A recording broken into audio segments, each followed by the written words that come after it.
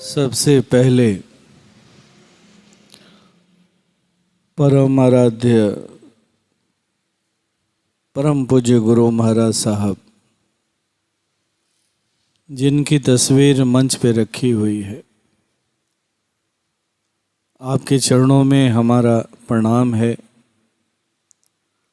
पूज्य गुरु माँ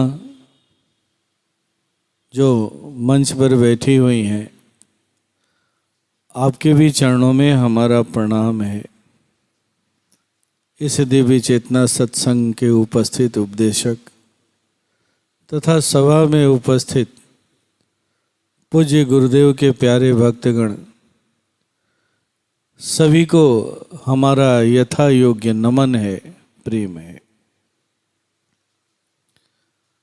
परम पूज्य गुरु महाराज साहब अक्सर एक बात कहा करते थे, हम मानव जो है ना, इनका जो मूल स्रोत है वह है शांति और आनंद। हर मानव इसी स्रोत से पैदा लिया है, लेकिन विडंबना इस बात की है कि वो यहाँ से भटक गया है। अब इस शांति और आनंद को कहाँ खोजता है? तो कभी इधर खोजता है, कभी उधर खोजता है। तरह तरह से उसे ढूंढने का प्रयास करता है, जबकि ये खोजने की चीज नहीं थी, ये तो पहले से ही उसके अंदर में मौजूद है, पहले से ही हमारे अंदर में मौजूद है। लेकिन हम वहां से भटक गए हैं, गुमराह हो गए हैं। हमारे आंखों पर, हमारे अंतःकरण में एक भ्रम का पर्दा चढ़ गया है। ठीक वैसे ही जैसे कस्तूरी की सुगंध हिरण को मिल रही है, ऐसा नहीं है कि हिरण को कस्तूरी की सुगंध नहीं मिल रही है, मिल रही है, अनुभव कर रहा है, लेकिन उसे पता नहीं है कि ये सुगंध कहाँ से आ रही है। अब उस कस्तूरी के सुगंध के पीछे इस तरह से मतवाला है, कभी इधर दौड़ रहा है, कभी उधर दौड़ रहा है, कभी उधर भाग रहा है, कभी इधर भाग रहा है, लेकिन उस तक वो पहुंच नहीं पा रहा है, जबकि वो कहीं और नहीं है, उसी के अंदर में है, उसी के पास में। ठीक यही स्थिति हम मानवों की भी है। और जब तक हम उस युक्ति को प्राप्त नहीं करेंगे, जिस युक्ति से हम अपने अंदर में प्रवेश करें, तब तक हम अपने अंदर के मूल स्रोत को प्राप्त नहीं कर सकते हैं, उसका अनुभव नहीं कर सकते हैं, उसका लाभ नहीं उठा सकते। और वो युक्ति कौन देता है? तो गुरु देता है, ये सत्संग देता है। पूज्य गुरुदेव ने जो सत्संग की स्थापना की है, उसके पीछे का उद्देश्य क्या है? तो यही है, आपको आपके मूल स्रोत से परिचय कराना, आपको आपके उद्गम स्थान से परिचय कराना। देखो आप कहाँ से बने हो, कैसे बने हो, लेकिन आप इसे भूल बैठे हो, गुमराह हो गए हो, भटक गए हो। जब हम इस सत्संग में आते हैं, सत्संग में भाग लेते हैं, तो हमें यहीं से वो युक्ति प्राप्त होती है जिस युक्ति के माध्यम से हम अपने अंदर में प्रवेश करें। कहा ना कि वो तो हमारे अंदर में पहले से है, हम उससे दूर नहीं हैं, वो हमारे अंदर में पहले से है, लेकिन हमारे अंदर में है फिर भी हम उससे अपरिचित हैं, वहां पहुंच नहीं पा रहे हैं। इतना बाहर निकल गए हैं, इतना बहिर्मुखी हो गए हैं कि हम अंदर में प्रवेश नहीं कर पा रहे हैं। परम पूज्य गुरु महाराज साहब एक बड़ा ही सुंदर उदाहरण दिया करते थे। अगर आप सबों को याद होगा तो अच्छी बात है, नहीं याद होगा तो मैं याद दिलाना चाहूंगा। परम पूज्य गुरु महाराज साहब कहते थे कि अगर दूध के सत्य घी को अगर प्राप्त करना चाहते हो तो तुम्हें एक युक्ति से गुजरना होगा, उसके लिए एक युक्ति अप्लाई करनी होगी। वो युक्ति क्या है? तो दूध को पहले दही का जोरन डालना होगा, दूध में पहले दही का जोरन डालना होगा, फिर उसको 12 से 18 घंटे तक छोड़ना होगा, तब जाकर के जो पूरा का पूरा दूध है वो दही में बदलेगा। फिर उस दही को मथना होगा, और जब मथेंगे तो उससे मक्खन प्राप्त होगा। फिर उस मक्खन को एक पात्र में रख करके अग्नि पर जलाना होगा। जब कुछ देर तक अग्नि के संपर्क में उसको रखेंगे तो उस मक्खन में जो खासड़ है, जो कमियां हैं, वो धीरे धीरे जल जाएंगी, और तब जाकर के वो घी रूपी सत्य प्राप्त होगा। ये घी रूपी सत्य कैसे प्राप्त हुआ? तो इसके लिए हम लोगों ने एक युक्ति अप्लाई की। कैसे दूध से दही बनाना है, कैसे दही से मक्खन में बदलना है, और फिर कैसे मक्खन से हमें घी निकालना है। यह है युक्ति। जो लोग इस युक्ति को जानते हैं वो बड़ी आसानी के साथ दूध से, दूध के सत्य को प्राप्त कर लेते हैं, घी को प्राप्त कर लेते हैं। लेकिन जो लोग इस सत्य, इस युक्ति को नहीं जानते हैं और वो चाहें कि दूध में हाथ डाल करके टटोलते रहें, घी को ढूंढते रहें, उसी जीवन भर में कभी घी से भेंट नहीं होने वाला। जबकि घी उसी दूध में है, उसी दूध का वो सत्य है, लेकिन उसे दूध में कितना भी वो हाथ डाल करके टटोलता रह जाएगा, टटोलता रह जाएगा, एक जन्म नहीं हजारों जन्म बीत जाएंगे, तब भी उस दूध के सत्य से उसको भेंट नहीं होने को है, नहीं होने को है, नहीं होने को है।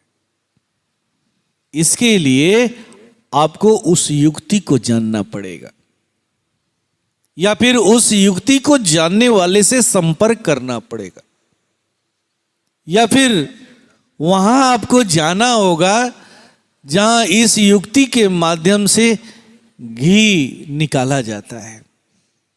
किसी भी हालत में आपको उस युक्ति को जानना होगा। आइए एक दूसरा उदाहरण देते हैं। अभिमन्यु, इतना पराक्रमी लड़का, भगवान कृष्ण का शिष्य, लेकिन एक युक्ति को नहीं जानने की वजह से वो युद्ध में मारा गया। वो युक्ति क्या थी? तो 7वां दरवाजा वो तोड़ने की युक्ति नहीं जानता था। अर्जुन को इसकी पूरी युक्ति पता थी।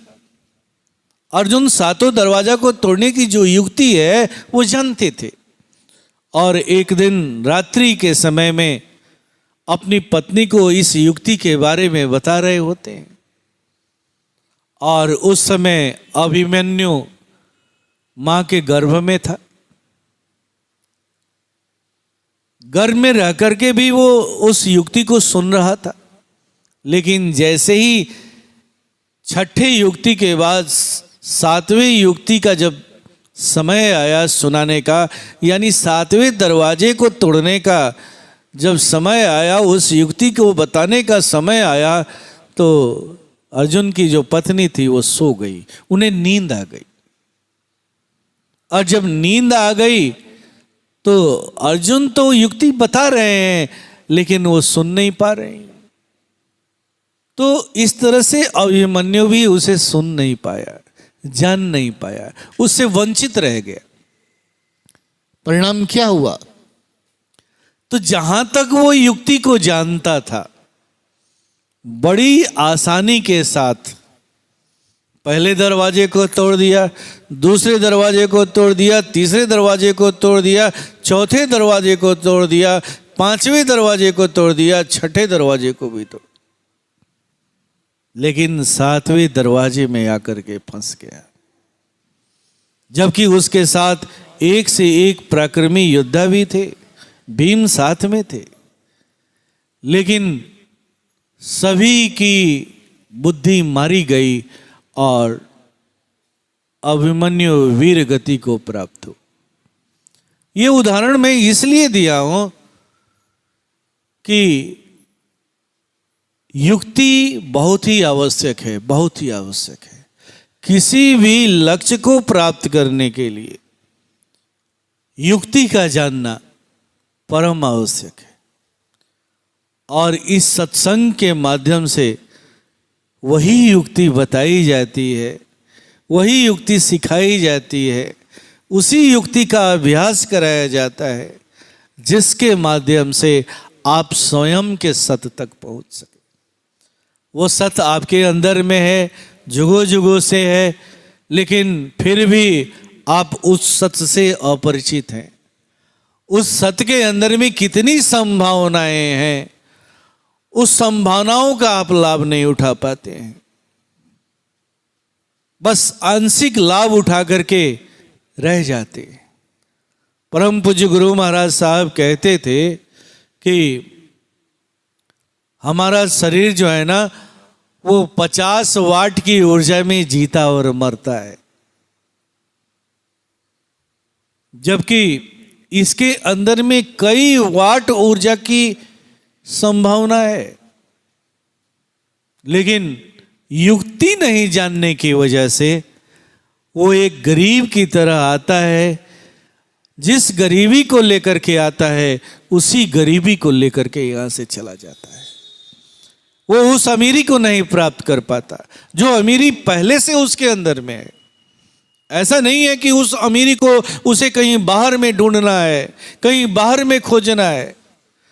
वो अमीरी उसके अंदर में है, परमात्मा ने दे करके उसे भेजा है, अमीर बना करके भेजा है। लेकिन उस युक्ति को नहीं जानने की वजह से वो 50 वाट की ऊर्जा को लेकर के आया, एक अधूरेपन को लेकर के आया और उसी अधूरेपन को लेकर के चला गया, लौट गया। तो हमारे परम आराध्य पूज्य गुरुदेव ने जो सत्संग की स्थापना की, बार बार सत्संग के लिए वो आपके दरवाजे कभी गए, कभी बार बार निमंत्रित करके अपने यहां आप लोगों को बुलाया। किस लिए? तो केवल और केवल इस युक्ति को बताने के लिए, ताकि आपका कल्याण हो सके। इसका ही दर्द था उनके अंदर। जब हम इस युक्ति का अभ्यास करते हैं, वो युक्ति क्या है? तो इस सत्संग की साधना, क्रिया, जिसे परम पूज्य गुरुदेव ने खोज की है और आपके लिए ही वो दिया है।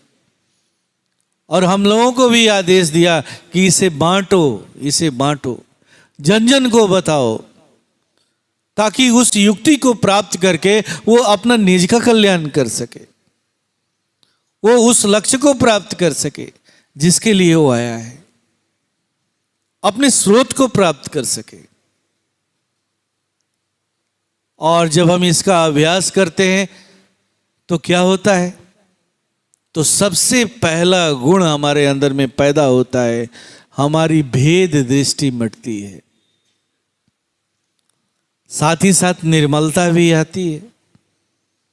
हम निर्मल होते चले जाते हैं, और जैसे ही निर्मल होते हैं भगवान राम का शर्त पूरा होता है, निर्मल मन जन सो मोहि पावा, मोहि कपट छल छिद्र न पावा। ये शर्त भगवान का पूरा होता है। लेकिन सबसे पहला काम क्या होता है? तो हमारी भेद दृष्टि मिटती है। भेद दृष्टि कहाँ है, कहाँ रहती है? कौन सा वो जगह है जहां हमारे अंदर में भेद दृष्टि रहती है? तो वो है बुद्धि का क्षेत्र। जब तक हम बुद्धि के क्षेत्र में रहते हैं हमारे अंदर में भेद दृष्टि रहती है। आप लोग ध्यान करते होंगे, इस सभा में लगभग सभी के सभी अनुभवी साधक ही बैठे हुए। मैं आपको स्मरण करा रहा हूं, जब भी आप ध्यान करते हैं या ध्यान की गहराई में जाते होंगे तो ये अनुभव करते होंगे कि बुद्धि उद्धि कुछ भी काम नहीं कर रही है, कुछ समझ में नहीं आ रहा है। सबसे पहला बुद्धि अपना धर्म छोड़ करके भागती है, और जैसे ही बुद्धि धर्म छोड़ कर भागती है, हटती है, हमारी भेद दृष्टि मिट जाती है। ये सबसे बड़ा अवरोध है, याद रखिएगा। और ये अवरोध बड़ी आसानी के साथ समाप्त हो जाता है। उस युक्ति की वजह से वो बड़ी आसानी के साथ टूट जाता है। आइए मैं एक उदाहरण की तरफ ले चलता हूं कि जब भेद दृष्टि होती है तो हम कैसे अपने प्रभु के सत्ता से, गुरु के सत्ता से, अपने निजी स्रोत से दूर हो जाते हैं। आप लोग रैदास के बारे में जानते होंगे। रैदास बहुत बड़े महात्मा हुए अपने समय के। कहते हैं कि माँ मीरा ने भी अंत के दिनों में अपने गुरु के रूप में उन्हें वरण किया था। उनका पूरा समाज, पूरा परिवार विरोध करता रह गया, लेकिन वो किसी की नहीं सुने। उन्होंने उनको गुरु के रूप में वरण किया था। एक बार की बात है, रैदास जी जहां रहते थे वहां नित्य संध्या को सत्संग हुआ करता था। जो भी प्रेमी थे वो वहां इकट्ठा होते थे और इकट्ठा होकर के सत्संग का लाभ लेते थे। कहते हैं कि रैदास के ज्ञान की चर्चा बड़ी जोर शोर के साथ फैल रही थी। और एक दिन एक सिद्ध महात्मा जो तंत्र मंत्र से युक्त था, जिसको अपनी साधना पर, अपनी शक्तियों पर काफी अभिमान था,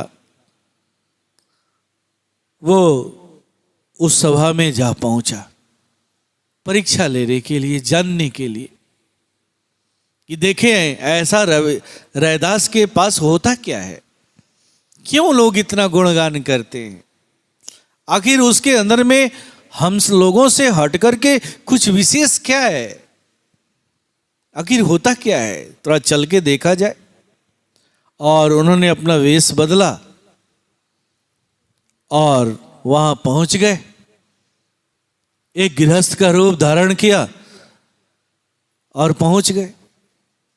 सत्संग बड़ा ही ढंग से चला। सत्संग समाप्ति के बाद प्रसाद चढ़ाया गया। पहले के दिनों में अन्य प्रसाद चढ़े ना चढ़े, चरणामृत का प्रसाद, चरणामृत का प्रसाद जरूर चढ़ता था। आज भी चढ़ता है, जहां तहां चढ़ता है। चरणामृत बनाया जाता है और उसे चढ़ाया जाता है। तो रैदास के यहाँ जो प्रसाद चढ़ता था वो चरणामृत ही चढ़ता था। और इसके लिए रैदास एक स्पेशल पात्र बनाए थे। वो पात्र किस चीज का था? तो चमड़े का था। क्योंकि रैदास चमड़े का ही काम किया करते थे। तो उन्होंने एक छोटा सा बड़ा ही सुंदर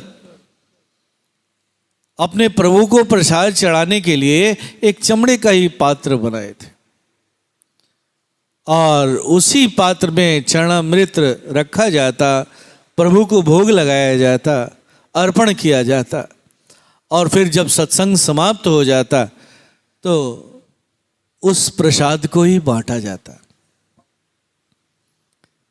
प्रसाद बांटने का कार्यक्रम शुरू हुआ। बड़ी श्रद्धा भाव के साथ उस चरणामृत को लोग लेते और तत्काल ग्रहण कर लेते। अब बारी उस तांत्रिक की आई। वो गृहस्थ वेशभूषा में बैठे हुए थे, कोई उन्हें पहचान नहीं रहा था। प्रसाद उन्हें भी दिया गया, उन्होंने भी बड़ी सहजता के साथ स्वीकार किया, लेकिन उन्होंने उस प्रसाद को ग्रहण नहीं किया क्योंकि उनके अंदर में एक भेद दृष्टि थी। मैं रैदास के यहां से प्रसाद ग्रहण करूंगा, इनका चढ़ाया हुआ प्रसाद ग्रहण करूंगा। एक तो जाति की भेद थी, दूसरा उस पात्र का भेद था और उसने प्रसाद को किसी की दृष्टि न पड़े ऐसा ख्याल करके आस्ते से उस प्रसाद को, चरणामृत को उन्होंने गिरा दिया और फिर अपने हाथों को अपने धोती से पोंछ लिया, पोंछ करके हाथ की सफाई कर ली। अब वो घर चले गए। जब घर जाकर के देखते हैं तो देखते हैं कि धोती के ऊपर बहुत ही गहरा दाग लग चुका है। अब उस धोती को एक धोबी के यहां भेजा गया सफाई करने के लिए, दाग को छुड़ाने के लिए।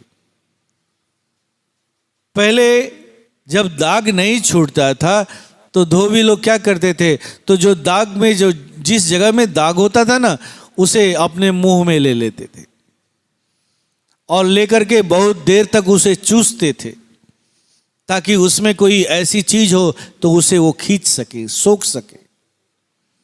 यही काम धोबी ने किया और इस तरह से उस प्रसाद के जो परमाणु उस धोती में पड़े हुए थे, उस चरणामृत के जो परमाणु उस धोती में पड़े हुए थे, वो जाने अनजाने उस धोबी ने ग्रहण किया और जैसे ही ग्रहण किया, कहते हैं कि उसके अंदर में एक अद्भुत परिवर्तन हुआ, अद्भुत परिवर्तन। उसकी दिव्य दृष्टि खुल गई, उसके सारे चक्र एक्टिवेट हो गए। एक दिन की बात है, वो तांत्रिक एक फकीर ही था। अपना जीवन यापन वो भिक्षा मांग करके ही किया करता था। भिक्षा मांगते मांगते जाने अनजाने वो उस धोबी के दरवाजे पर पहुंच गए। कहते हैं कि उस तांत्रिक का जो पात्र था जिसमें वो भिक्षा लेता था, वो ऐसा था, अद्भुत था कि आज तक कोई भी समर्थवान, चाहे वो बड़ा से बड़ा राजा क्यों ना हो, उस पात्र को भर नहीं पाया था। वो पात्र कभी भरता ही नहीं था। इस तरह का खप्पड़ लेकर के वो चला करता था और उनके दरवाजे पर गया, भिक्षा के लिए आह्वान किया। धोबी जो था वो अब तो प्रभु के प्रेम में वो मस्त रहा करता था।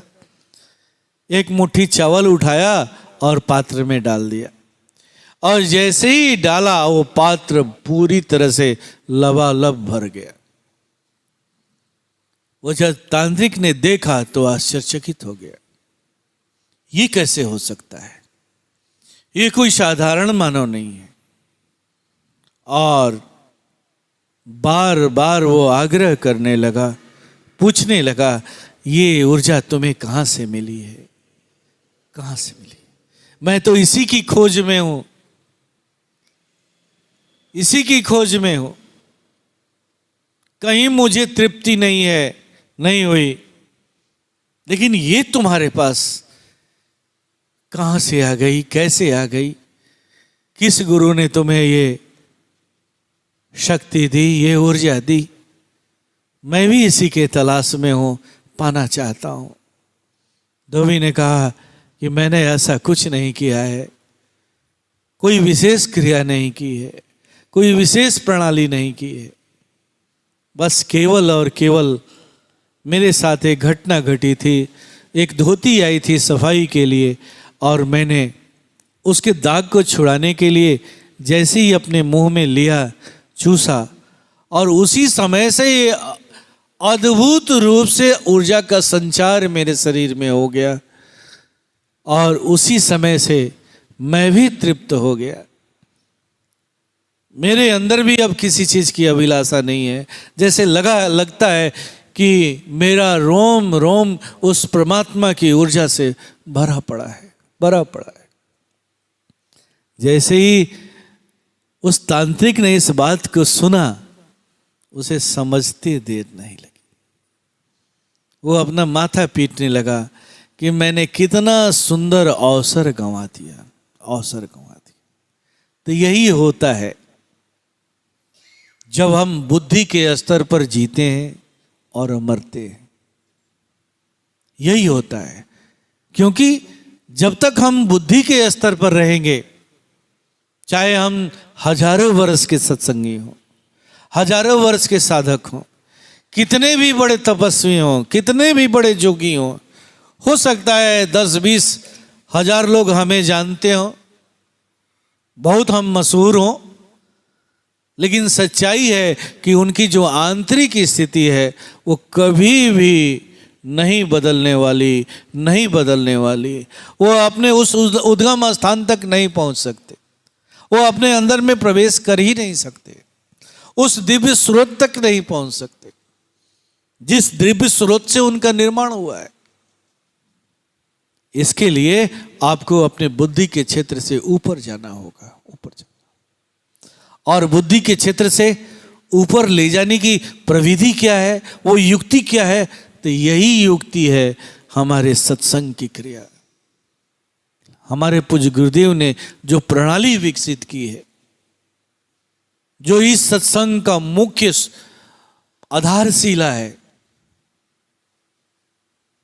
वो प्रणाली, यही वो युक्ति है जिसको अपना करके, जिसके माध्यम से आप अपने अंतःकरण में प्रवेश कर सकते हैं, अपने निज को जान सकते हैं, अपने उस ऊर्जा को प्राप्त कर सकते हैं, अपने उस स्रोत तक पहुंच सकते हैं।